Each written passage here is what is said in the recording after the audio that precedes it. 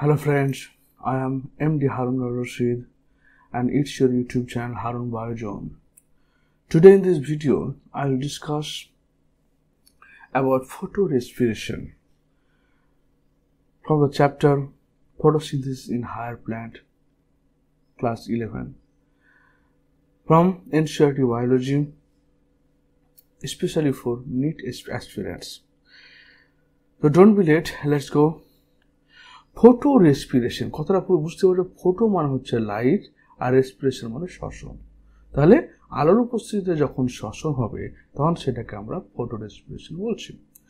এই পদ্ধতিটা উদ্ভিদের পক্ষে খুব ক্ষতিকর, কারণ লাইট রিঅ্যাকশনের ফলে যে এটিপি তৈরি হয় সেই এটিপিটা এখানে ব্যবহার হয়ে যায়, আর ব্যবহার হওয়ার ফলে কি হয়, এটি ব্যবহার হওয়ার ফলে উদ্ভিদের ক্ষতি হয়। এই জন্য এই বিক্রিয়াটা হয় কেন? কারণ এই বিক্রিয়াটা হওয়ার পিছনের প্রধান কারণ হচ্ছে এই যে রুবিস্কো এনজাইম। রুবিস্কো এনজাইমে দুটো অ্যাক্টিভিটি রয়েছে, একটা হচ্ছে রাইবোলোজ বিসফসফেট কার্বক্সিলেজ অক্সিজেনেজ। এই যে এনজাইমটা রয়েছে এর একটা কার্বক্সিল অ্যাক্টিভিটি রয়েছে, একটা অক্সিজেনের অ্যাক্টিভিটি রয়েছে। তো অ্যাটমসফিয়ারে যদি এর পাশে কার্বন ডাইঅক্সাইডের অ্যাভেলেবিলিটি বেশি হয় তাহলে এরা কার্বন ডাইঅক্সাইড এবং জলকে শোষণ করার মাধ্যমে 3 কার্বনযুক্ত 3 ফসফোগ্লিসারাইড তৈরি করে এবং কেলভিন সাইকেল পদ্ধতি কমপ্লিট করার মাধ্যমে ডার্ক রিঅ্যাকশনে কমপ্লিট করে দেয়। কিন্তু যদি এই রুবিস্কোর সংস্পর্শে অক্সিজেন চলে আসে তবে সেখানে কিন্তু আর কেলভিন সাইকেল না হয়ে সেটা কি করে 3 ফসফোগ্লিসারাইডের জায়গায় এখানে কি করা হয় 2 ফসফোগ্লিসারাইড যৌগ উৎপন্ন করে এবং ফটো রেসপিরেশনের মধ্যে চলে আসে। তাহলে অ্যাক্টিভিটি কার হচ্ছে? অ্যাক্টিভিটি সেই রুবিস্কো কার্বন ডাইঅক্সাইড নিবে না অক্সিজেন নিবে, যেটাকে অ্যাভেলেবেল পাবে সেই হিসেবে তোমার বিক্রিয়াটা হয়। এটা কোথায় দেখতে পাওয়া যায়? C3 প্ল্যান্টের ক্ষেত্রে দেখতে পাওয়া যায়। তো let us try and understand one more process that creates an important difference between C3 and C4 plant, photorespiration. বলছে এটা একটা পদ্ধতি যার মাধ্যমে C3 এবং C4 প্ল্যান্টের ক্ষেত্রে পার্থক্য করা যায়। কারণ C4 প্ল্যান্টে কি হচ্ছে, রুবিস্কো এনজাইম রয়েছে, এই রুবিস্কো এনজাইমের চারিদিকে বা রুবিস্কো এনজাইমের বাইরে মেসোফিল সেলের মধ্যে কে রয়েছে, এখানে ফসফোএনল পাইরুভেট কার্বক্সিলেজ পেপকেস এনজাইম রয়েছে। বলে পেপকেস হচ্ছে শুধুমাত্র কার্বন ডাইঅক্সাইডের প্রতি আসক্তি রয়েছে বলে এখানে রুবিস্কোর পাশে অক্সিজেন আসার কোনো চান্স থাকে না। কিন্তু C3 প্ল্যান্টের ক্ষেত্রে যেহেতু পেপকেস নেই তাই ডাইরেক্ট রুবিস্কোর সংস্পর্শে অক্সিজেন আসতে পারে বা কার্বন ডাইঅক্সাইড আসতে পারে এবং তার উপর ভিত্তি করে কেলভিন সাইকেল হবে না ফটোরেসপিরেশন হবে ডিসাইড হয়। To understand photorespiration, we have to know a little bit more about the first step of Kelvin pathway, the first CO2 fixation step. Calvin সাইকেলের প্রথম CO2 ফিক্সেশন স্টেপটা কি হচ্ছে? রাইবোলোজ 1,5-bisphosphate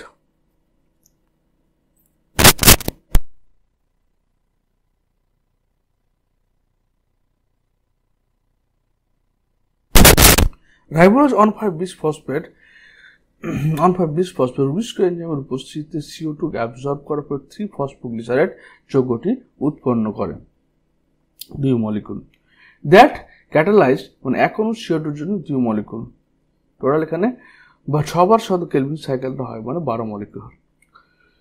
তো রুবিস্কো কি হচ্ছে, ribulose bisphosphate 1,5-bisphosphate carbon dioxide absorb করলো rubisco এনজাইমের উপস্থিতিতে 2 অণু ফসফোগ্লিসারাইড পার CO2, মনে রাখবে যে 2 molecule PGA per CO2. Rubisco, that is the most abundant enzyme in the world. এটা একটা শর্ট MCQ কোয়েশ্চেন হয় যে পৃথিবীতে সবচেয়ে বেশি যে এনজাইমটা পাওয়া যায় সেটার নাম হচ্ছে রুবিস্কো এনজাইম।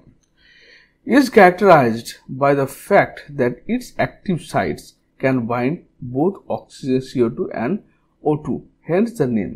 কেন? Ribulose bisphosphate carboxylase অক্সিজেনেজ। তাহলে এর কার্বক্সিলেজ মানে কার্বন ডাইঅক্সাইড গ্রহণ করার ক্ষমতা রয়েছে, অক্সিজেনেজ মানে হচ্ছে অক্সিজেন গ্রহণ করার ক্ষমতাও রয়েছে। Can you think how this could be possible? তুমি ভাবছো কিভাবে এটা সম্ভব? Rubisco has much greater affinity for CO2 when the CO2 O2 is nearly equal. যখন CO2 এবং O2 এর রেশিওটা মোটামুটি সমান থাকে তখন CO2 প্রতি তার আসক্তি অতিরিক্ত থাকে।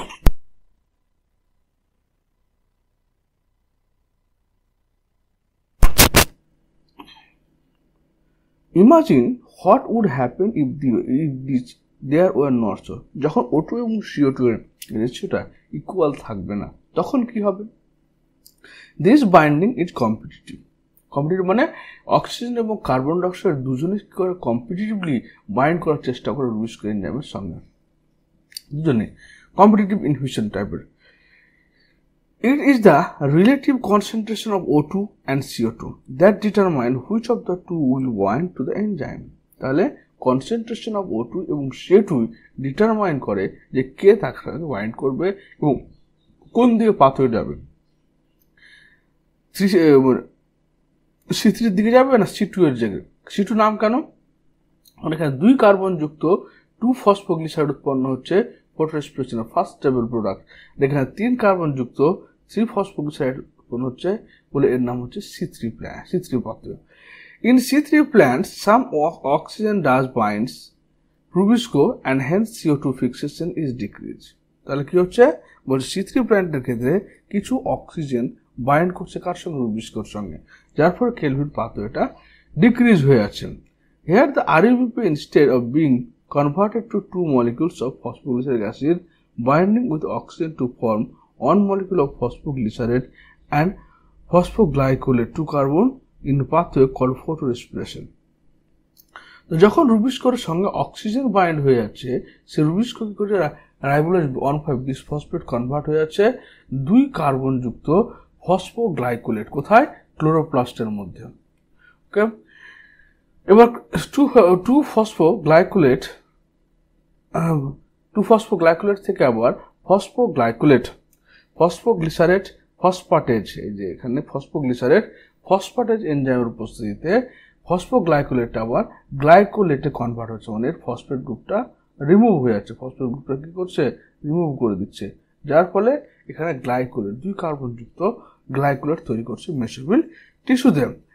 In the photorespiration pathway there is neither synthesis of sugar, এখানে কিন্তু সুগার সিনথেসিস হয় না, nor of the ATP, কিন্তু ATP ও সিনথেসিস হয় না, rather it results in the release of CO2 with the utilization of ATP। তাহলে কি হচ্ছে এখানে তোমার মানে ATP এখানে ব্যবহার হচ্ছে, দেখো ATP ব্যবহার হচ্ছে এখানে তোমার না সুগার তৈরি হচ্ছে আর না তোমার ATP তৈরি হচ্ছে, উল্টো এখানে ATPটা ব্যবহার হয় এবং কি রিলিজ হয়? কার্বন ডাইঅক্সাইড রিলিজ হয়। In the photorespiratory pathway there is no synthesis of ATP or NADPH2, the biological function of photorespiration is not unknown yet। তাহলে এখানে না ATP তৈরি হয় না NADPH2 তৈরি হয়, উল্টো এখান থেকে কি হয় তোমার এখানে CO2 বেরোয় এবং এটি ব্যবহার হয়ে যায়। তাহলে কি কি পাথওয়েটা কিরকম হলো দেখো এবার। ফার্স্ট, রুবিস্কো এনজাইমের সংস্পর্শে কে আসলো? অক্সিজেন আসলো। অক্সিজেন যখন জয়েন করলো তখন এখানে কেলভিন পাথওয়েটা মোটামুটি বন্ধ হয়ে গেল, সিজ হয়ে গেল। তারপর উৎপন্ন করে 2 কার্বন যুক্ত তোমার হচ্ছে 2 ফসফোগ্লাইকোলেট তৈরি হলো। এরপরে ফসফাটেজ 2 ফসফোগ্লিসারেট ফসফাটেজ এনজাইমের উপস্থিতিতে পিজিপি মানে ফসফোগ্লিসারেট ফসফাটেজ এনজাইমের প্রেজেন্সে এখান থেকে গ্লাইকোলেট তৈরি করলো, 2 কার্বন যুক্ত গ্লাইকোলেট তৈরি করলো। এই গ্লাইকোলেটটা তোমার মেসোফিল ক্লোরোপ্লাস্ট থেকে পারক্সিজমে চলে আসলো। পারক্সিজমে এসে গ্লাইকোলেট অক্সিডেজ এনজাইম, গ্লাইকোলেট এনজাইমের উপস্থিতিতে গ্লাইকোলেট অক্সিডেজ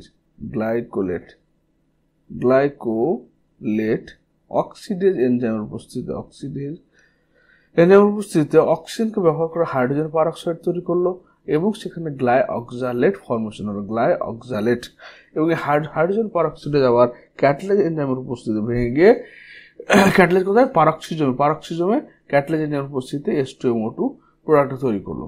এবার গ্লাইঅক্সিলেট তখন GGAT মানে হচ্ছে glycine two oxoglutarate amino transferase, glycine two oxoglutarate amino transferase এর মাধ্যমে প্রথম অ্যামাইনো অ্যাসিড হচ্ছে গ্লাইসিন উৎপন্ন করলো। এখানে এই ফটোরেসপিরেশন পাথওয়ের একটাই শুধুমাত্র সুবিধা হচ্ছে যে এখানে অ্যামাইনো অ্যাসিড তৈরি হয়, গ্লাইসিন তৈরি হলো। এরপরে গ্লাইসিনটা পার অক্সিজেন থেকে মাইটোকন্ড্রিয়ার মধ্যে চলে আসলো এবং সেই গ্লাইসিনটা আবার তোমার জিটিসি গ্লাইসিন ডিকার্বক্সিলেজ, ডিকার্বক্সি মানে কার্বন ডাইঅক্সাইড বের করবে, এই জন্য কার্বন ডাইঅক্সাইড বেরিয়ে গেল, গ্লাইসিন ডিকার্বক্সিলেজ। আর দ্বিতীয় হচ্ছে তোমার SHMT মানে হচ্ছে serine hydroxyl methyl transferase, serine hydroxy methyl ট্রান্সফারেজের মাধ্যমে তোমার NAD+ কে ভেঙে NADH তৈরি করলো এবং অ্যামোনিয়া বেরিয়ে গেল। গ্লাইসিন থেকে অ্যামোনিয়া বেরিয়ে যাওয়ার ফলে সেখানে সেরিন তৈরি করলো। এই গ্লাইসিন এবং সেরিন অ্যামাইনো অ্যাসিডটা তোমার তৈরি হয়।